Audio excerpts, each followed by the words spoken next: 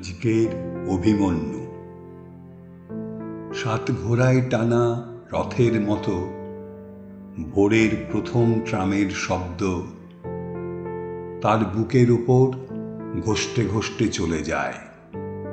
অভিমন্যুর ঘুম ভাঙে।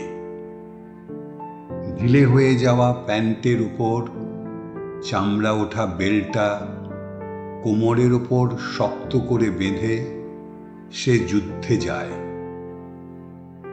তাকে কেউ শেখায়নি যুদ্ধের কোনো কলাকৌশল।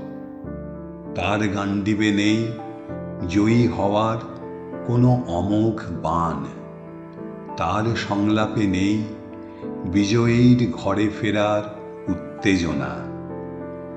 সকাল থেকে সন্ধে মানুষের স্রোত ঠেলে ঠেলে সে এগোয়।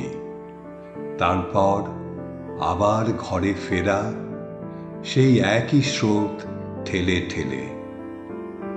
আর একটা দিন শেষ হয়, আর একটা যুদ্ধ। শরীরের রক্ত ঘাম হয়ে মিশে যায় তেলচেটা বিছানায়।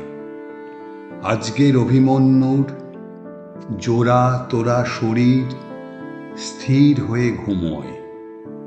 বুকের উপর দিয়ে যতক্ষণ না চলে যায় সাত ঘোড়ায় টানা রথের চাকা।